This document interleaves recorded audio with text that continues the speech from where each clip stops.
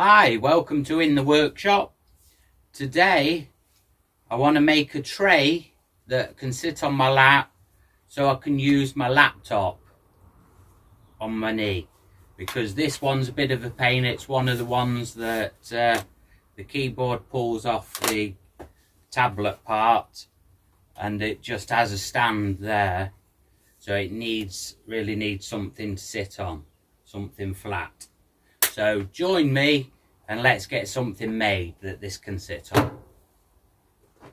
Right, let me show you my rough idea.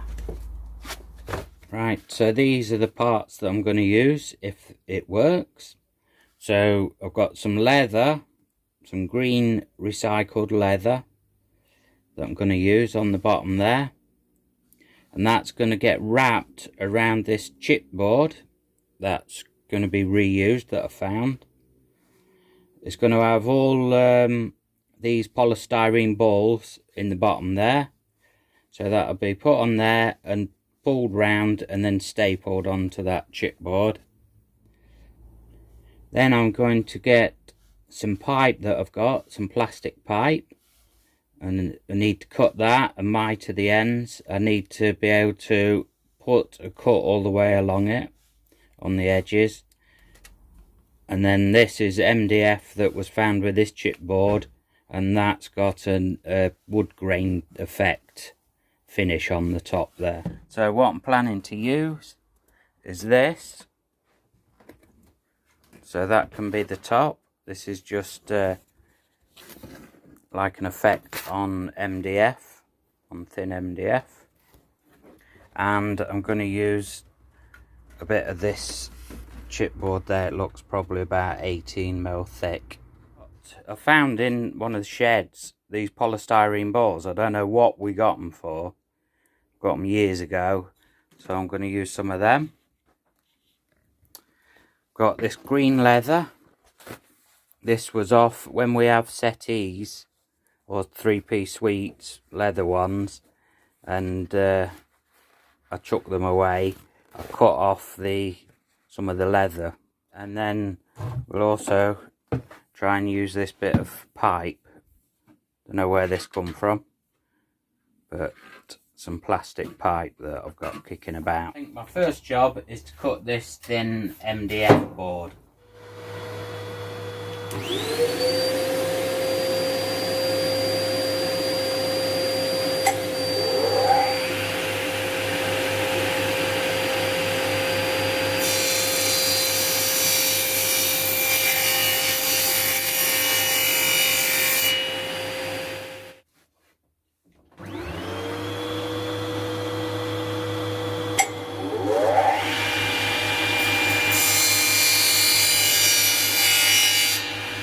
Now the next job I've got to do is edge this, and I'm going to do that in the white plastic pipe. I could have done this in wood, just made a wooden frame around, but I just wanted to try something a bit different. So I think the hard bit about this is I'm going to need to cut a slot all the way down this pipe. So first job is to cut these to some shorter lengths that make it a bit more manageable.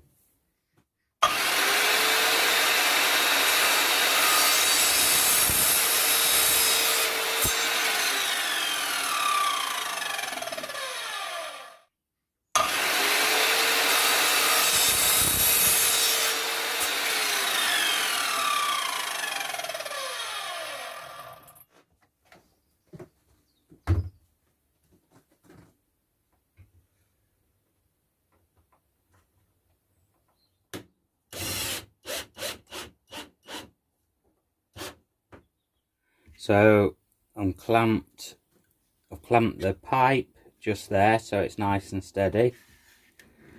This is 12.5, around 12.5mm thick, which is half the thickness of this. And then what I'm doing is I've got my multi-tool with a thin cutting blade in, and that is going to cut through along there to make sure it cuts it halfway on the pipe. And I'm resting it flat on here so that I've got a guide to keep it nice and straight.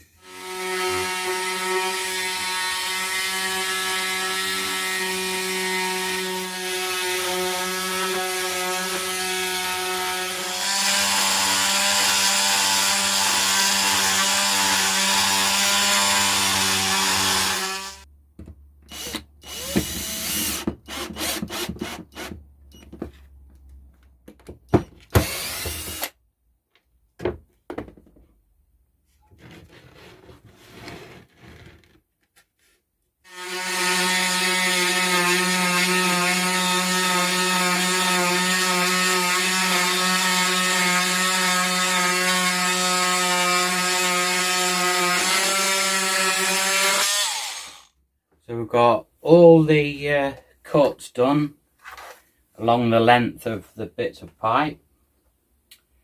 The next problem we've got to solve is holding them in exactly the same place on the miter saw when we're cutting the miters, because obviously if you cut one miter and you cut the other one and you haven't got this exactly in the middle, then it's going to cause a problem.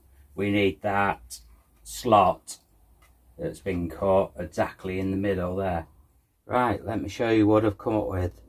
So I know this is all just a bit crude, but it should do the job. I've got this Stanley knife blade sticking out at that distance. That's exactly halfway up this pipe. So all I've got to do now is make sure I get the slot on that Stanley knife blade, and now that's holding it ready. I can move it to where I want to cut the miter, and then when I come to do the others, they'll all be in exactly the right place.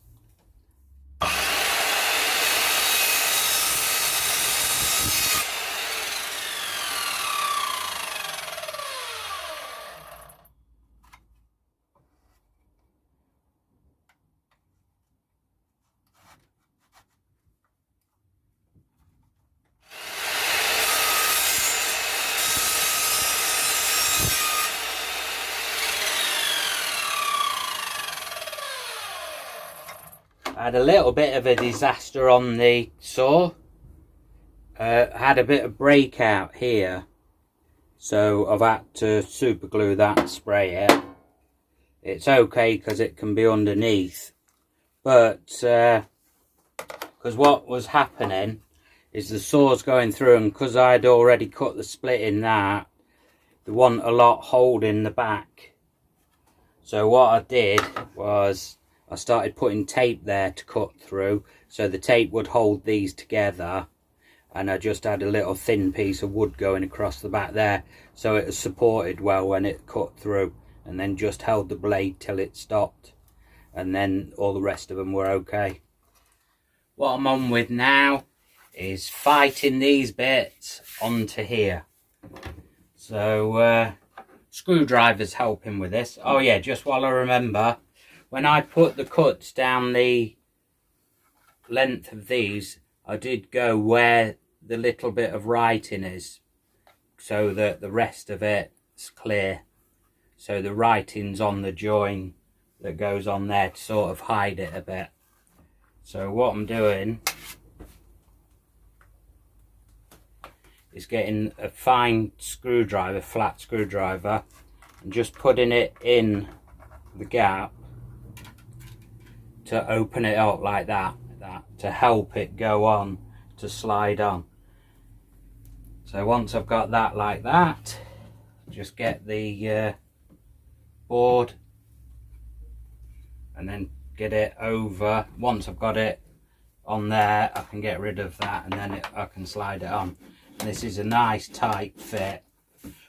So what I'm doing now is working on each corner. I've done this one, so I've squared it up. I'm just gluing it with this Mitre Kit super glue, and it's for wood, rubber, MDF and plastics. So it's working pretty good. So just opening it up a bit, squeezing this in. So put that in place and then hold them together. I'll just check, is it square on the corner? Yeah. And just hold them in place for a while. What I'm doing is getting the top surface first, so I get a nice neat joint on there, and then just checking the underneath afterwards. And then I just pull the underneath together, make sure that's together, and then give it a spray to activate it.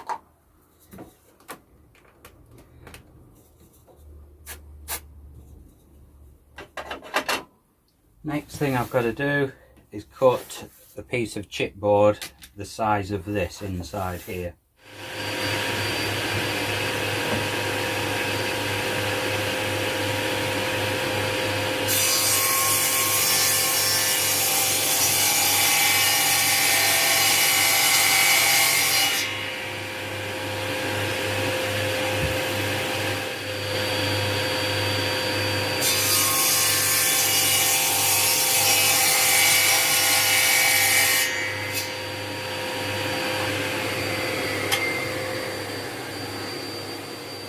Got to see how this goes.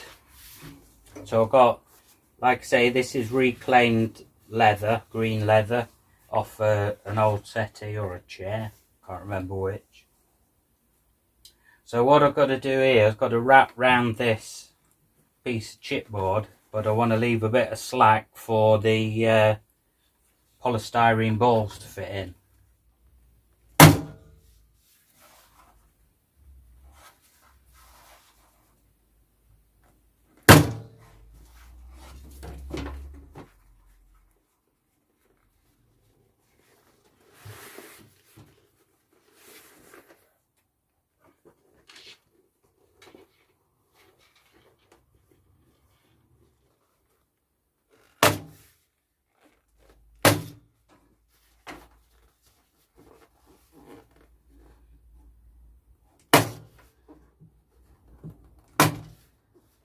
Hope I don't get these all over the place.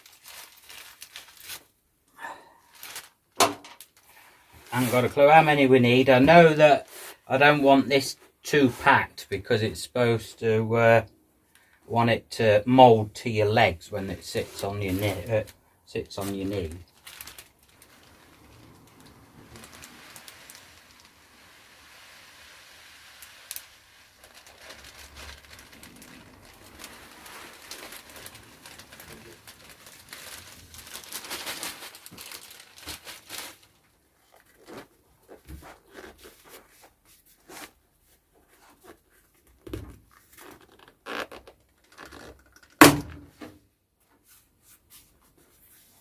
I know that really I could do with like beans in there, like a beanbag house, but these will do.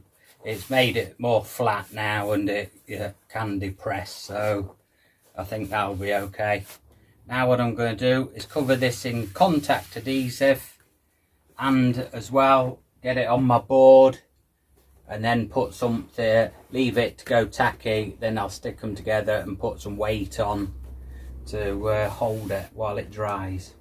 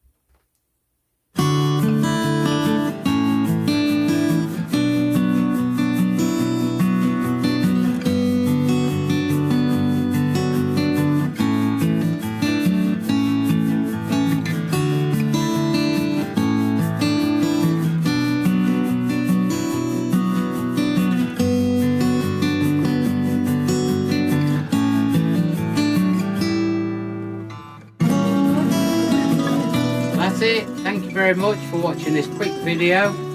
Hopefully I'll catch you next time in the workshop. Take care.